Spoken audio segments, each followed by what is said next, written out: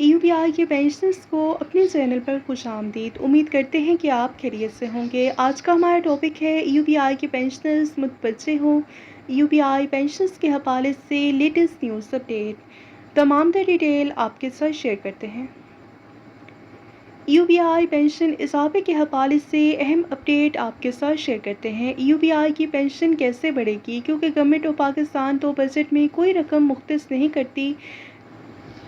ناظرین، آپ کو بتاتے چلیں کہ 1976 کے ایکٹ کے تحت EUPI کا ادارہ قائم کیا گیا، جس کا مقصد پرائیویٹ اور پبلک اداروں کے ملازمین کے مستقبل کو محفوظ کرنا تھا۔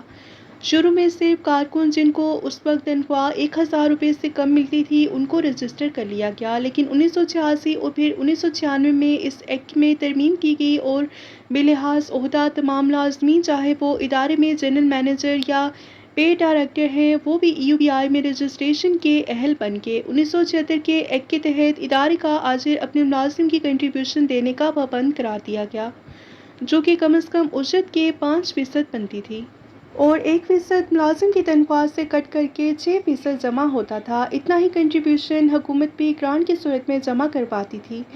یوں یہ فنڈ سال بہ سال بڑھتا رہا۔ 1995 میں حکومت پاکستان نے فائنانس ایکٹ کے تحت اپنی گرانٹ بند کر دی، جس سے EUPI کے فنڈ پر منفی اثر پڑا اور سوشل پینشنرز کو پینشن خالص اجر اور ملازمین کے جمع کردہ فنڈ سے ادا کی جاتی ہے۔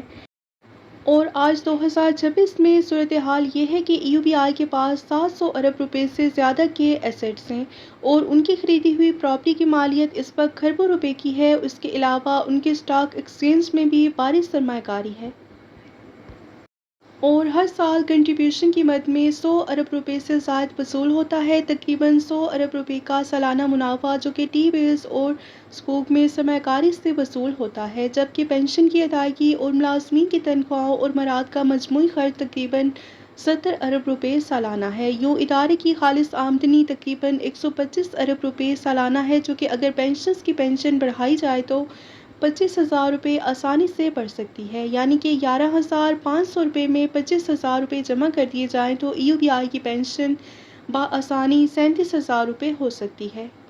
ہم حکومت پاکستان اور EUPI کی انتظامیہ سے مطالبہ کرتے ہیں کہ وہ فوری طور پر مہنگائی کے پیش نظر پینشن میں اضافے کا اعلان کریں، کیونکہ مستقبل میں EUPI فنڈز میں مزید اضافہ ہوگا اور آنے والے پینشنرز کو بھی آسانی سے ادائیگی ہو سکے گی۔ اور اس کے علاوہ ہم حکومت پاکستان سے مطالبہ کرتے ہیں کہ وہ میچنگ گرانٹ کو بحال کریں تاکہ فنڈ میں خاطر خواہ اضافہ ممکن ہو سکے۔